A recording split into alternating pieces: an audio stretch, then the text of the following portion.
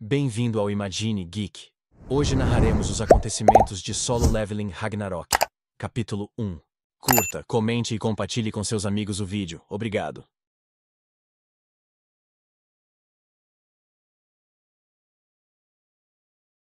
Desde o início dos tempos, existiram seres de poder incompreensível, os criadores absolutos de incontáveis universos. Em sua eterna busca pelo infinito, sua força não conhecia limites e sua sede por conhecimento era insaciável. Esses seres deram origem a tudo: as leis, as almas, a matéria e a própria existência. Apesar de todas as suas criações, da imensidão de seu poder e das infinitas possibilidades do cosmos, nada era capaz de afastar o tédio profundo e persistente que o consumia. Um ser absoluto, em particular, passou a buscar uma nova forma de entretenimento. Voltou seu olhar para as criaturas que havia criado, observando-as de perto, suas lutas constantes, suas batalhas sem fim e a complexa rede de intrigas que teciam entre si.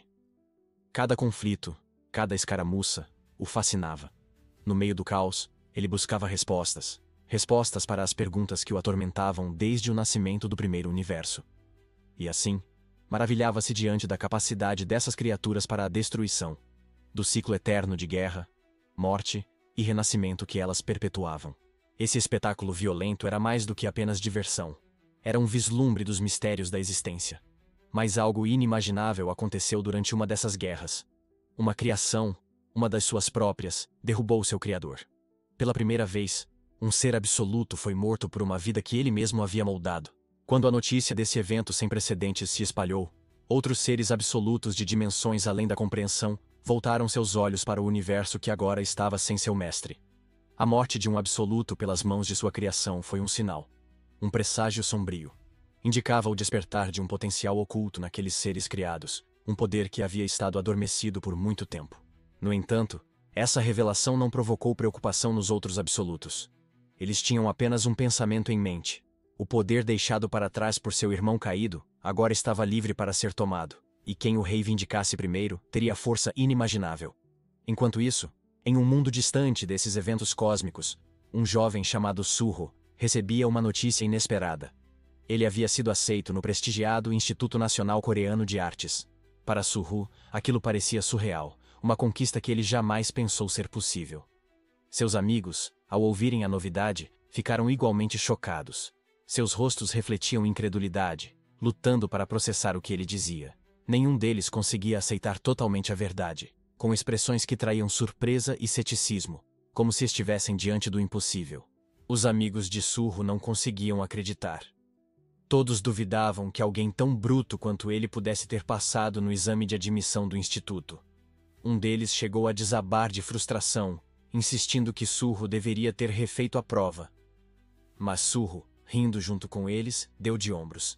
"Finalmente estou livre desse inferno", brincou, sentindo um peso sair dos ombros. Nesse momento, uma voz interrompeu-o dizendo: "Então você realmente passou na prova?", disse com um tom de deboche. Surro se virou para ver quem era. Era Kim Song-ko, ou pelo menos ele achou que era. O garoto à sua frente sorria com desdém, claramente tentando provocar, dizendo: "Desde quando você ficou bom em desenhar?", mas a leveza de Surro desapareceu quando a expressão do garoto ficou sombria. "Meu nome não é Kim Song-ko, é Leon Cole", disparou, visivelmente irritado com o erro. Surro, no entanto, permaneceu tranquilo, fingindo que não tinha confundido de propósito. Apenas sorriu, como se não ligasse, dizendo: "Tanto faz. Por sua causa, meu plano de entrar em um bom colégio foi arruinado", continuou Leon, com raiva fervendo. Surro, ainda calmo, respondeu: "E graças a você, eu me formei." Os colegas começaram a notar a tensão aumentando. Sabiam que Leon tinha o hábito de provocar Surro, e parecia que aquele seria mais um desses momentos. A formatura se aproximava, mas Leon continuava imaturo, agarrado aos rancores em vez de demonstrar maturidade nesse momento tão decisivo. Os outros estudantes não entendiam por que ele ainda guardava tanto ressentimento contra Surro, especialmente depois de tudo que ele havia passado. Surro havia perdido os pais e apenas tentava encontrar um caminho para ser feliz. Por que Leon estava querendo briga agora? Incapaz de conter a raiva, o rosto de Leon se contorceu de ódio enquanto gritava o nome de Surro e partia para cima dele com o punho levantado, pronto para atacar. Mas Surro não recuou. Permaneceu calmo, como se já esperasse o ataque. No exato momento em que Leon avançou, Surro reagiu com velocidade impressionante, acertando um contra-ataque direto no rosto do oponente. Ele olhou para baixo, ainda com uma expressão serena. "Fique quieto até a formatura", disse firme. Mas Leon não havia terminado. Com um brilho desafiador nos olhos, sua determinação só aumentava. Mesmo atingido, se recusava a desistir. Leon ficou de pé, com um olhar feroz, dizendo: "Isso não doeu nem um pouco." Sua mão estava envolta por uma energia estranha e brilhante que Surro nunca havia visto antes. Era um poder desconhecido, inquietante. A aura misteriosa pulsava ao redor de Leon, que desferiu um soco devastador, mais rápido e forte do que qualquer coisa que Surro já havia enfrentado. Só por puro reflexo, Surro conseguiu desviar. O medo e o choque estavam estampados em seu rosto, e os outros estudantes ficaram paralisados, igualmente espantados com a demonstração de força. O soco de Leon, cheio de energia, não era apenas poderoso, era assustador. A força do impacto lançou ondas de choque pela sala, destruindo armários de ferro como se fossem de papel. Surro, caído no chão atordoado, estava completamente paralisado com o que acabara de testemunhar. O terror o dominava, tornando-o incapaz de se mover, enquanto o corpo inteiro de Leon era envolvido por uma aura brilhante e intensa. Essa energia o fazia parecer quase de outro mundo, como uma força capaz de destruir tudo à sua frente. O poder esmagador que ele exalava era algo que Surro nunca imaginou ser possível. 2 anos se passaram desde aquele dia fatídico. Agora, Surro era um universitário no 2º ano e caminhava pela rua, imerso em pensamentos. Aquele dia ainda o assombrava, repetindo-se em sua mente constantemente. Mesmo tentando focar nos estudos, a lembrança do poder de Leon invadia seus pensamentos com frequência. Enquanto caminhava pelo campus, Surro ouviu uma conversa entre 2 homens. Um deles dizia ao outro que todas as aulas no prédio principal haviam sido transferidas para uma instalação vizinha. "Todos os estudantes devem ir para lá", disse. Surro presumiu que fosse por causa de uma varredura em um portão próximo, feita por caçadores. Ao olhar ao redor, percebeu seguranças por todos os lados, instruindo as pessoas a evitarem a zona de perigo. Um dos guardas perguntou: "Faz quanto tempo que os caçadores chegaram?" Um funcionário respondeu: "Há pouco mais de 1 hora.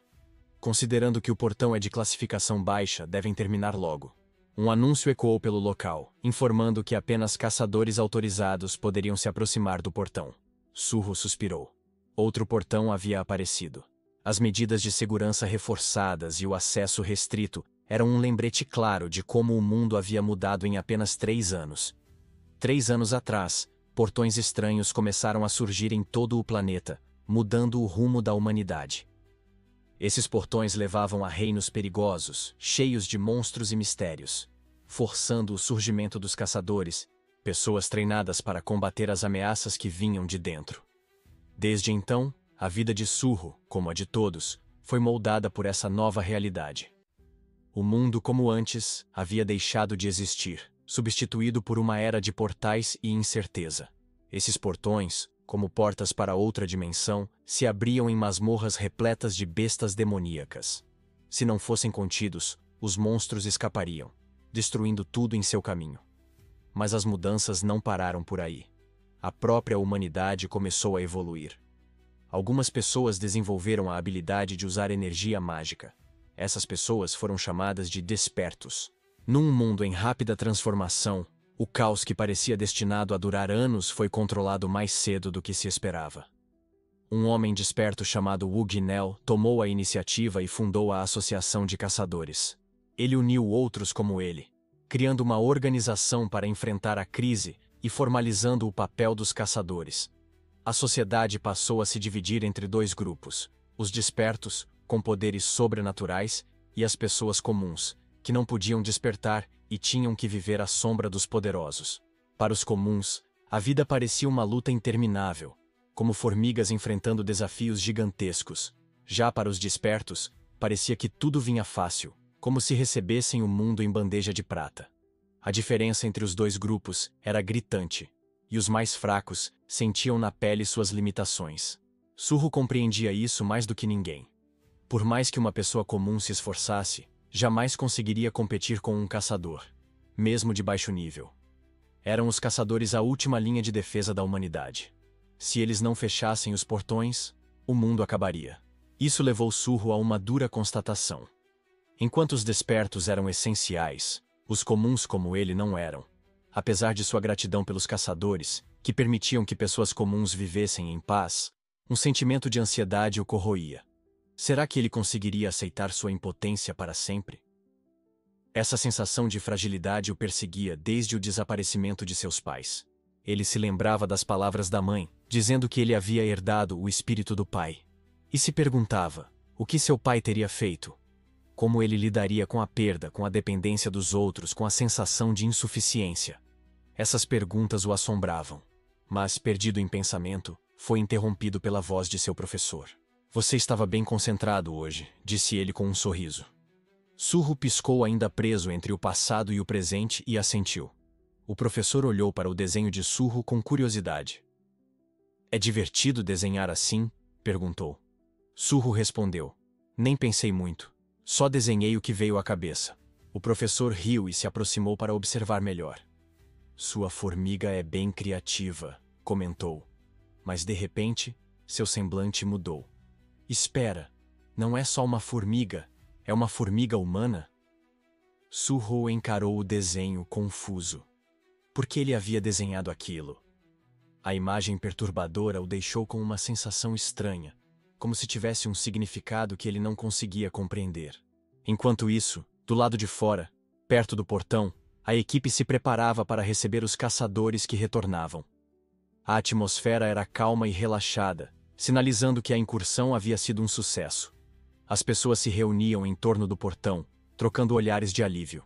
Um dos membros da equipe se aproximou de um caçador e o cumprimentou. Obrigado pelo seu trabalho árduo, caçador Kim Jang-soo, disse ele com gratidão. Kim Jang-soo assentiu, enxugando o suor da testa.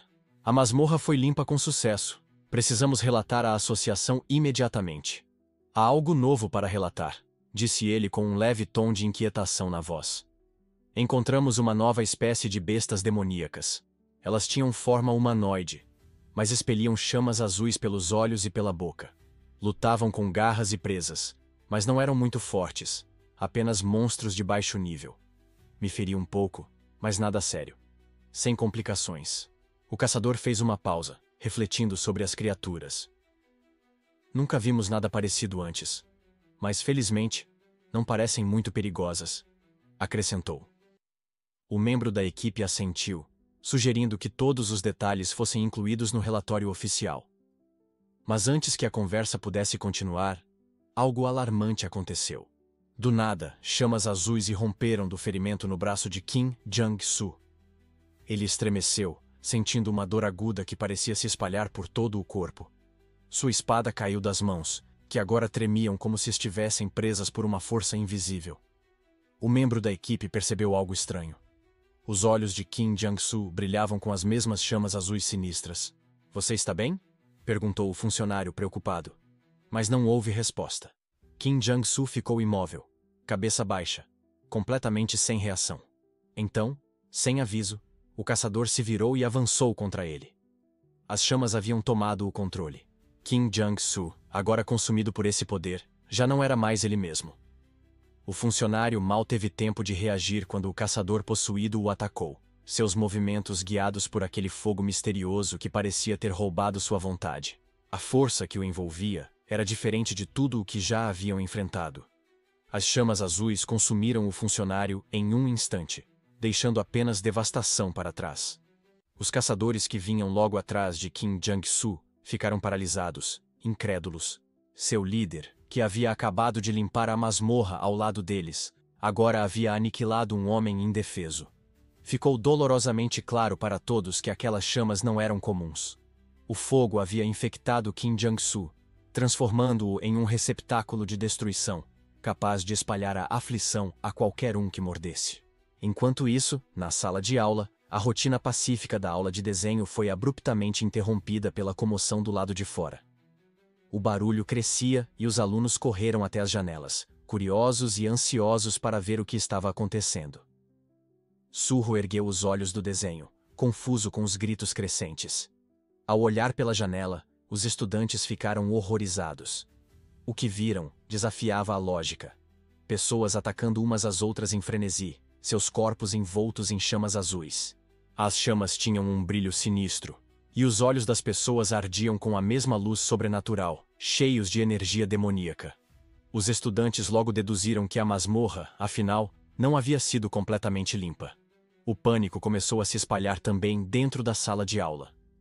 Lá fora, as pessoas estavam em caos, algumas tentando se proteger, outras gritando por ajuda, pedindo que os caçadores as salvassem.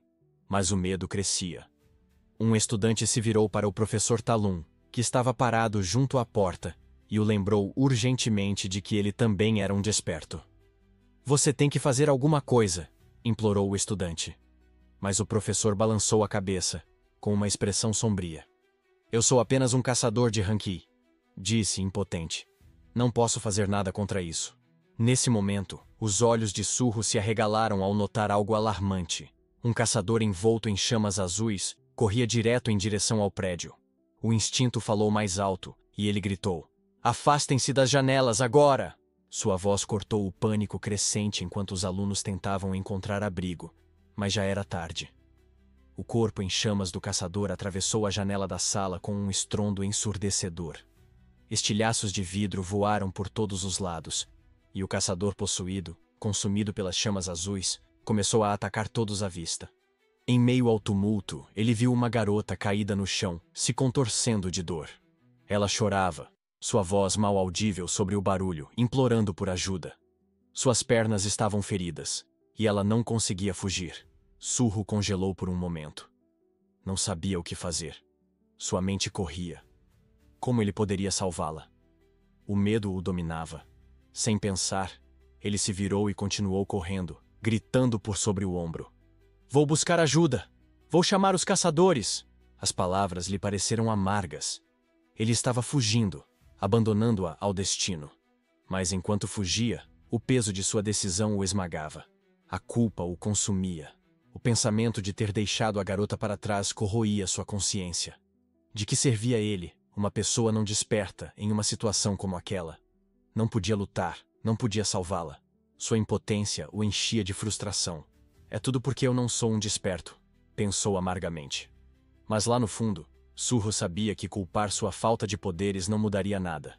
Se quisesse fazer a diferença, teria que agir. Fechou os olhos por um instante, lembrando-se das palavras do pai. Imaginou o que seu pai faria. Seu pai nunca teria deixado alguém em perigo, não importava o risco. Determinado, Surro se virou. Seus olhos estavam arregalados de medo, mas também cheios de determinação.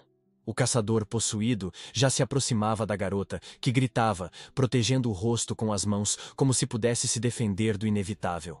Ela estava sozinha, completamente vulnerável. Sem hesitar, Surro pegou um extintor de incêndio no corredor e correu de volta ao caos. Com um golpe desesperado, acertou o caçador. O impacto foi suficiente para jogá-lo para trás. Ele continuou seu ataque frenético, usando o extintor para manter a criatura afastada, seu coração disparado a cada golpe. O caçador cambaleou, dando tempo suficiente para Surro agarrar a garota e puxá-la para um local seguro. Ofegante, Surro olhou para ela, aliviado por ter agido a tempo. Naquele momento, ele entendeu. Isso era exatamente o que seu pai teria feito. Ele não teria fugido. Teria enfrentado o perigo, por mais impotente que se sentisse. Enquanto ajudava a garota a se levantar, uma notificação repentina apareceu diante dos olhos de Surro. Era uma mensagem, algo que ele nunca havia visto antes. "Parabéns, você despertou." Ele congelou. A mensagem pairava no ar, escrita com letras luminosas. Os olhos de Surro se arregalaram. Aquilo não fazia sentido. Ele era um não desperto. Sempre foi. Como poderia ter despertado agora? Mas não havia dúvidas. A mensagem era clara, direta, impossível de ignorar.